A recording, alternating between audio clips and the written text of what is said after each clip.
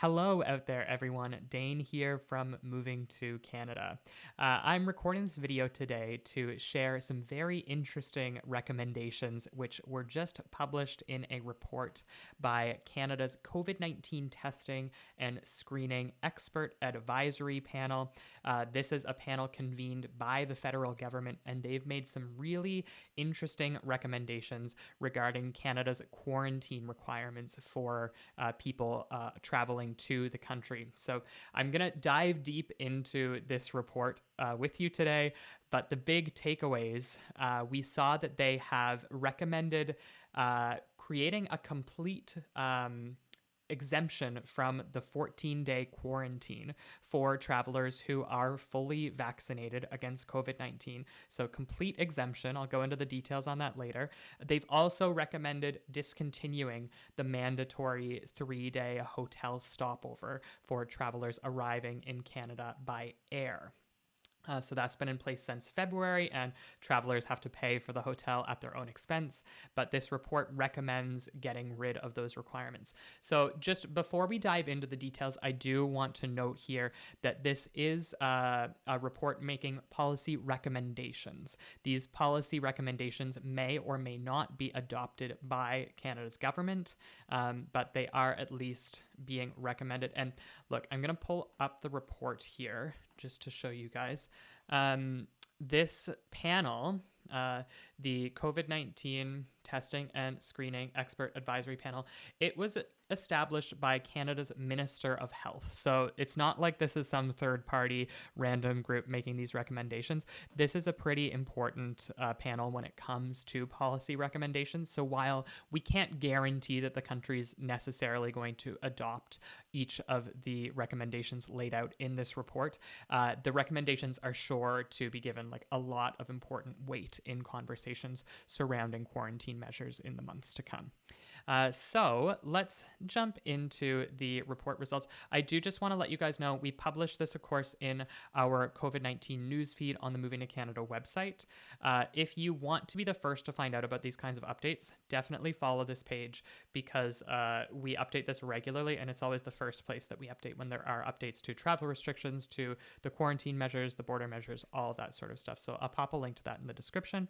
And we do a little summary here, but I want to go through the actual report to bring you guys the primary source information here.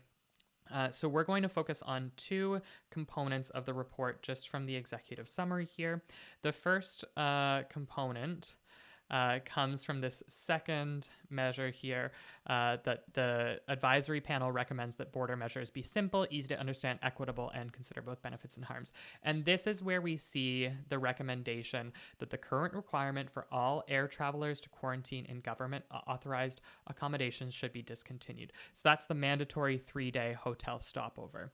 Air travelers will still have to undergo the quarantine. So the 14-day quarantine that whether you're arriving by air or by land, if you're coming from another country, you have to undergo that mandatory 14-day quarantine, and you still have to submit your suitable plan. So, you have to be planning to stay in a suitable location for that. But they are recommending that 3-day hotel stopover be scrapped. And I'm going to jump right ahead. As you guys can read this report, again, I'll put a link in the description for this as well. But it's quite dense, so I'll do the highlights here. But if you want, please feel free to dig into this yourselves. So look, when it comes to the overall 14-day quarantine, the panel has divided travelers into 5 groups. And I do think it's worthwhile to go through each of these groups today just to talk about what they're recommending so that you guys can make plans regarding, whether or not you're planning on getting a vaccine, if you'll have 1 dose when you're traveling, if you'll have 2 doses when you're traveling, all of that sort of stuff. So we'll go through group by group, starting with the unvaccinated, non-exempt travelers. And they use this phrase a lot in this report, non-exempt. When they're using this phrase non-exempt, they're referring to travelers who are not exempt from the mandatory 14-day quarantine. Okay.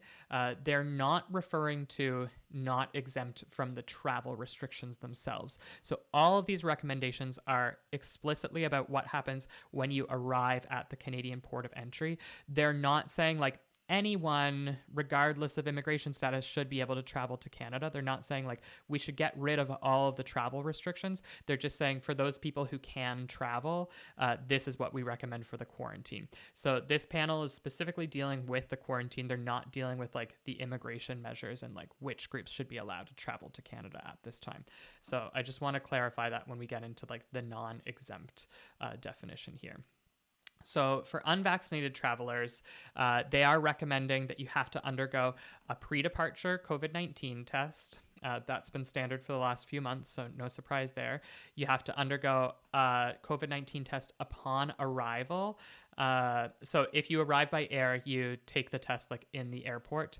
If you arrive at a land border crossing, they give you a test that you can take at home. So those are you still have to do that test upon arrival.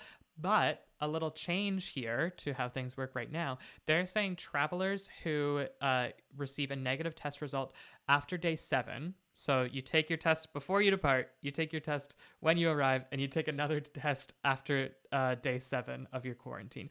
If that third test after day 7 comes back negative, then they're saying you can just leave your quarantine. You don't have to finish the whole 14 days. So that's a pretty substantial improvement for unvaccinated travelers. And then it gets even more relaxed for people who are partially and fully vaccinated. So here they're referring to the recommendations for partially vaccinated travelers. So when they say partially vaccinated, they are referring to people who have taken 1 dose of a 2-dose vaccine regimen for COVID-19. So for example, the AstraZeneca vaccine, the Moderna vaccine, the Pfizer vaccine, all of those are 2-dose vaccine regimens. So if you've taken only 1 dose, they're saying you still have to do your pre-departure COVID-19 test, and you still have to do your test upon arrival in Canada. But if your test that you take upon arrival comes back negative, then you can leave your quarantine. So you don't even have to wait until day 7. You can just take your test upon arrival. If it comes back negative, you can leave. So that's the recommendation for partially vaccinated people who have 1 dose. And then for people who are fully vaccinated, you'll see they will require proof of vaccination, and the government has yet to define exactly what that would be, how that would look. But if you can provide that proof of vaccination, full vaccination, there is no pre-departure test, no test upon arrival, no test after day 7. There is a test upon arrival, but there's no test after day 7. And you're exempt from the quarantine. You don't have to undergo the quarantine at all. I had a little slip of the tongue there because they do recommend doing a PCR test upon arrival. They say it's for surveillance purposes. You can kind of understand. They want to understand, like, are the vaccines preventing people from coming in with COVID-19? Undergoing that test upon arrival will help them screen and get that information. The fourth group here is for people who have previously had COVID-19. So if you have a previously resolved infection, and it has to be within a certain window, so it has to have been more than 14 days, but less than 6 months, so less than 180 days before your travel day. I guess the idea is they're not 100% sure about the risk of reinfection after a certain amount of time has gone by, so they've set that 180-day window. You can provide proof of that previously resolved infection, and you still have to undergo your PCR test on arrival in Canada, and you still have to go into quarantine. But once you get a negative test result from that PCR test that you take upon arrival, you can leave your quarantine. So it's very similar to partially vaccinated travelers, people who've had 1 dose. And the last group here is for all exempt travelers. So here they're talking about people who are exempt from the quarantine requirement altogether. I'm not going to go into a lot of detail about that because it's a very rare exemption. It's like people who are, certain types of healthcare workers who are essential and have to cross the border, people who are like traveling across the border to get like emergency medical services. There's a few like very specific and very rare situations when a person is exempt from the quarantine. That's what that's referring to. They're still recommending some voluntary arrival testing to track data, but I won't go into too much detail about that. So those are the recommendations that Canada's COVID-19 screening and testing expert advisory panel has made for changes to the quarantine requirements at Canada's border.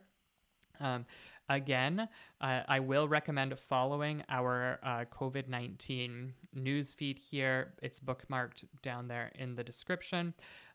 We will post new updates here because, again, what I've gone through in this video are only recommendations. They're recommendations made by a very important advisory panel, but there is no guarantee that the government will implement these recommendations. We don't have a timeline on that. So we will continue to monitor it. And if the recommendations do come into effect, we will, of course, let you guys know.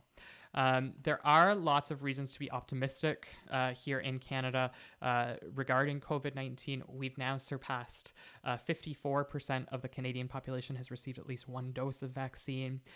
Cases are falling in many regions across the country, not everywhere. You know, there's still hot spots, but we had this really intense third wave through April and a lot of May, and there have been a lot of restrictions put in place, and they seem to be working. So cases are falling in a lot of areas.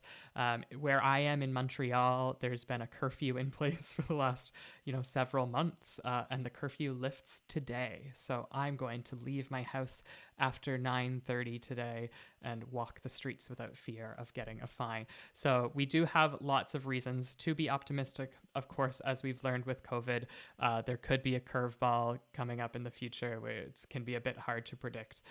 So we'll keep monitoring the information that comes out, especially primary source information from these reliable government sources. And when we do have new information, we will, of course, bring it to you guys. Thank you so much for tuning in. If you find these videos informative, make sure you like the video, make sure you hit the subscribe button, and you'll get notified the next time we post. Thanks so much.